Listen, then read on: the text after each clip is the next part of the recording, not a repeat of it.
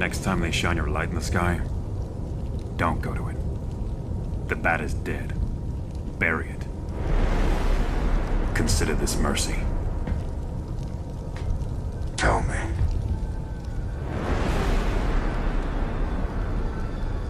Do you bleed?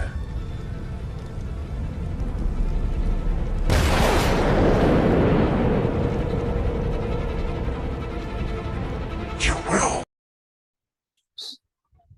So welcome to another edition of Classic Comic Talks, and I'll be featuring today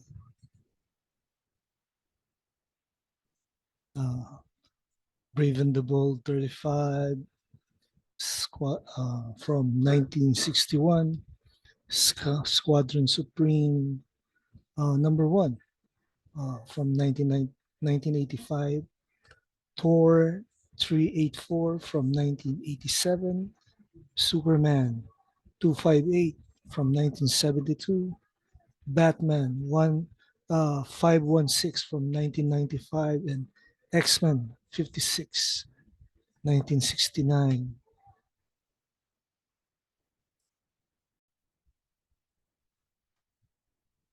So the first topic I'll be discussing is, of course,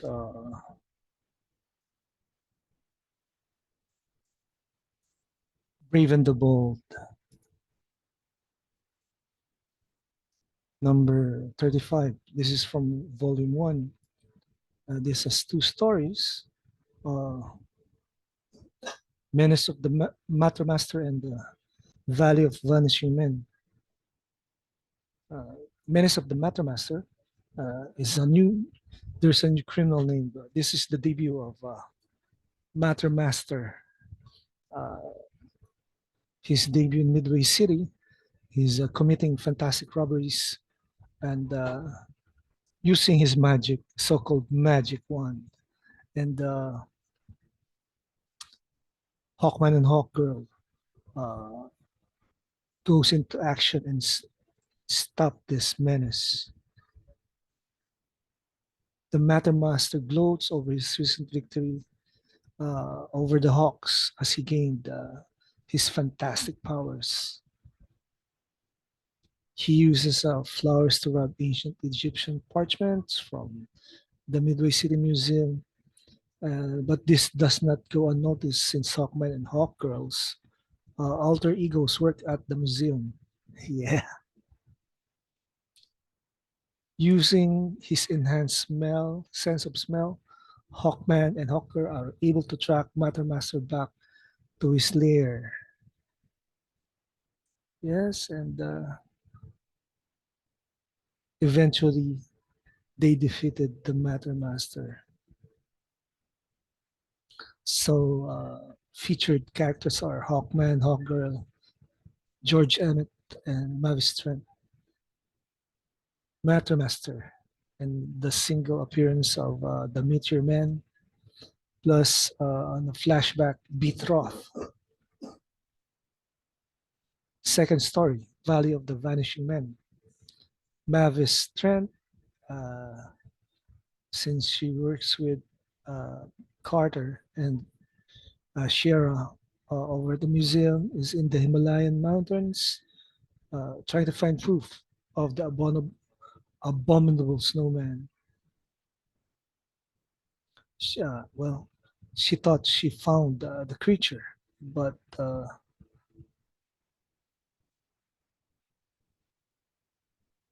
she disappeared, leaving behind only her camera. So once the Hawks learned of Mavis's disappearance, Carter and Shayer decided to investigate. They used the Absorbascon to try to remember information they absorbed from all the minds of Earth. Cool power. So without all the details, the duo arrive in Tibet, where the Hawks become victim of strange creatures shooting with spark shooting clubs. So, and suddenly they remembered due to the Observascon, aliens from planet Zordun crashed landed on Earth to avoid detection. They would use special weapons that would transport anyone they caught to their hidden civilization where they would be rendered inert. So once Hawkman reduces the Zardunians uh, are immune to the effects of their own weapons and contact with wood. Using this to his advantage, Hawkman saves the others and defeats the alien creatures. And the winged duo resumed their civilian guises to learn that Mavis is free as well. This featured, of course, the Hawks and Mavis' strength and some abominable snowmen.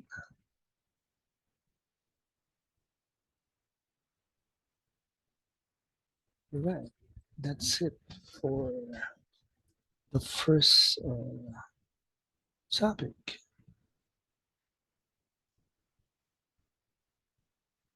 The next topic is Squadron Supreme #1.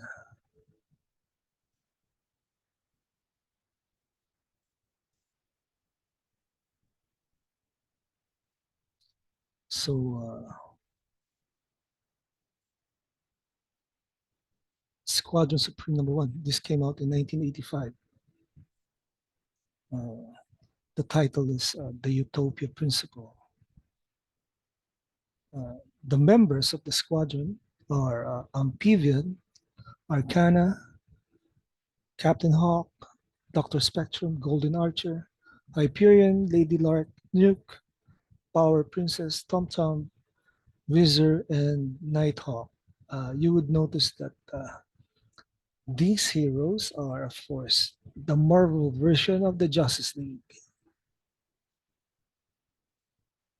So this is Earth 712.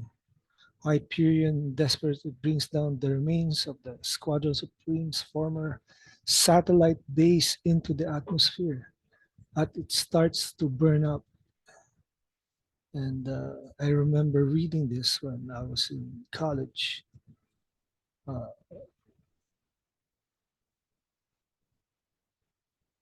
the Hyperion with Tom Tom and the rest, Dr. Spectrum, Amphibian, and Amphibian helped to bring the satellite HQ to land. Then in Niagara, Power Princess, Nuke, Arcana, and Captain Hawk uh, stop looters from making doing chaos. Meanwhile, Nighthawk, Golden Archer, and Lady Lark with Tom Tom are in the Middle East to try and stop a fire at a natural gas plant. This was a result of the overmind that took control of the squadron and somehow put their Earth into a state of chaos. Now, the squadron had a meeting to reveal their secret identity and try to fix the world with the president, Kyle Richmond, Nighthawk, rejecting the squadron's plan. So, honestly, this was the story that inspired Mark Waid to write and Alex Ross to write Kingdom Come.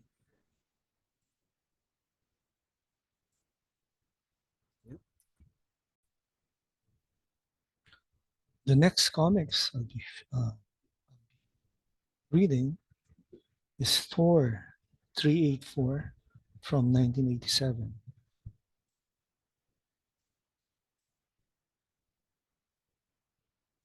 Now, this is Thor 184.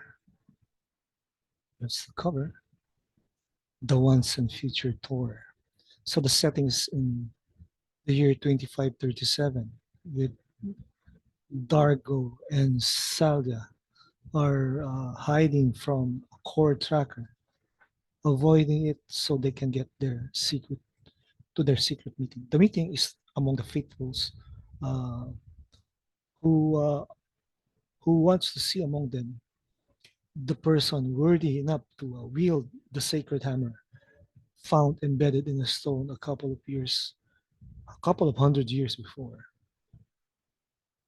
So this is like a contest, much like from the movie Thor. Yeah, and a sinister-looking man wants to wipe these rebels, and that turns out to be Loki. So Loki and Tyrus the Terrible have located the secret cult and began to wipe them out with their army of rock trolls. Dargo instinctively reaches for some kind of weapon and grabs Mjolnir, unleashing its power. So Dargo is worthy of the power of Thor. Using the power of the Thunder God, Dargo easily defeats the rock trolls, and he wanted to. The people wanted to what sort of make him a god, while he tries to pull away, but he stamps the hammer to the ground and transforms back to Dargo. The next day, the core workers head out to protest and to fight the core, only to find themselves surrounded. So Dargo, having no choice, changes again to Thor, and you know the battle with Tyrus began again, and somehow they sense that he's not the real Thor. Tyrus tells Dargo that Thor is in a place where none can reach him and can't free himself without the hammer. So this is actually an alternate future. And once Dargo defeats the Tyrus and Loki and Tyro, the chairman's whining, destroys the entire Corp Central with him. With all their enemies defeated, Dargo opens a dimensional portal and hurls Mjolnir through, sending it back to its true master, and the workers can finally be free. Yep, that's awesome. So next is Superman 258 from 1972.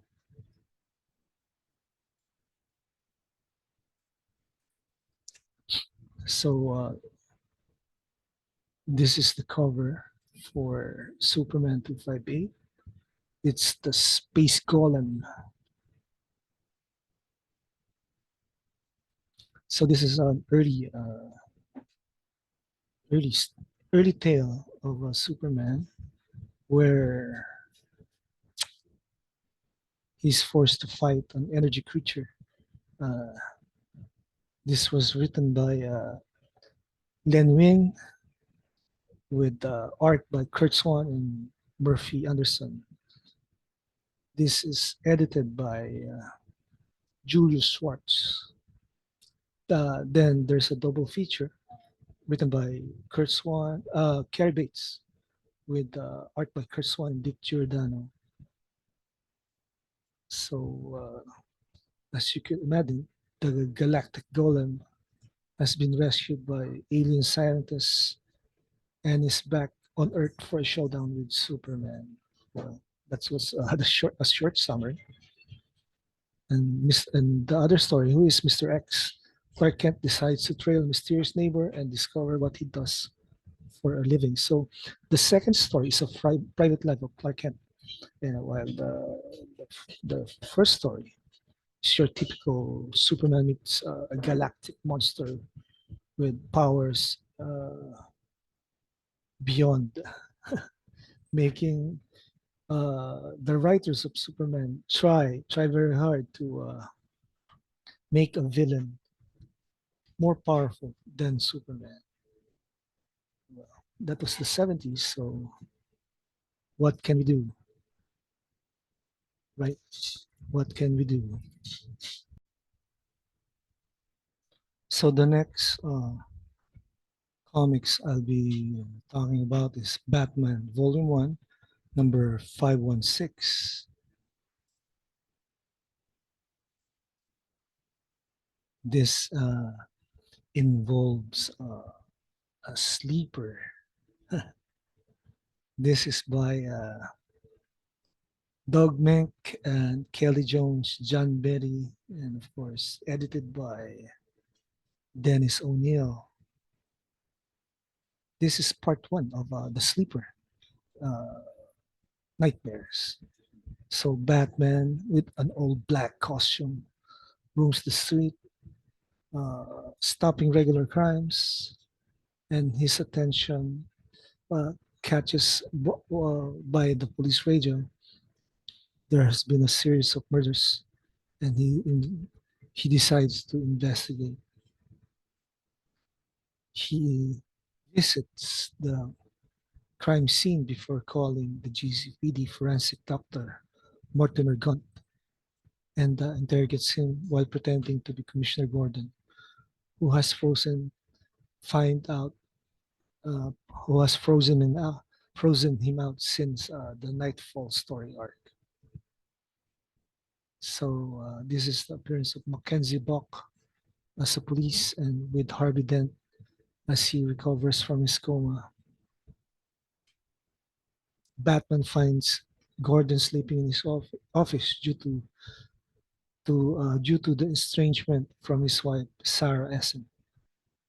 Batman tells Gordon that they should work together to find before a fourth victim. And Gordon tells Batman to go to hell. Yeah. But he also gives Batman his case files. There's some elsewhere, there's a mysterious woman known only as the Sleeper, which performs a ritual to a sleep and death goddess. So Batman deduces who the next victim will be. Yeah, because he's Batman. Remember the voice? I'm Batman. Batman sets out to stop the crime, but arrives too late. And, Batman follows the fleeing killer to the roof, but he isn't careful enough as he ended up inhaling some of the same gas the Sleeper used to kill the victims. So bats feel dizzy with nightmarish visions. And that's the end of part one. So I'll discuss part two in a different podcast. Now, my last topic for tonight. This is a classic X-Men comic from 1969.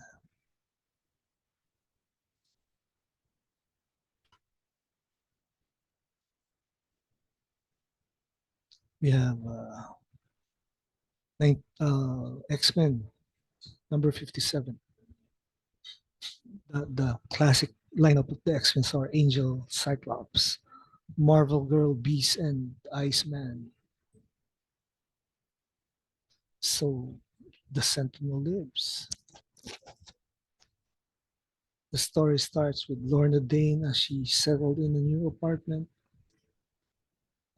in New York and is trying to adjust to the fact that she is a mutant with magnetic powers. This was before she became aware who her father was. And during this time, she was attacked by and captured by the Sentinels. While in Egypt, the X-Men attempted to calm down Cyclops' brother, Alex Summers, who is horrified by the destructive force of his mutant powers, which he fears that he has little control over. Alex explains that his powers were what destroyed the Egyptian temple that was the living monolith's temple, causing the monolith to be reverted to ordinary Amnet Abdol, a simple archaeologist. So that's happening with Alex. The Sentinels capture the mutants. Uh, Someone attacked Lorna Dean's apartment. Iceman and Beast search for Lorna's apartment for clues. Trask has appeared on the news blaming mutants for his father's death. Yeah, this is a cool story. Bobby and Hank watched this starting development. So another end in. So the writer of the primal stories, of course, Roy Thomas, with art by Neal Adams and Tom Parwer. This is edited by Stan Lee. So the backup feature stars Marvel Girl. Marvel Girl explains to the reading audience how her telepathic and telekinetic powers work. So she's explaining to the readers how her powers work. This was purely Stan Lee. The writers seen the fight with Werner Roth and Sam Granger in the art for the art with Stan Lee as editor. So that's it for tonight.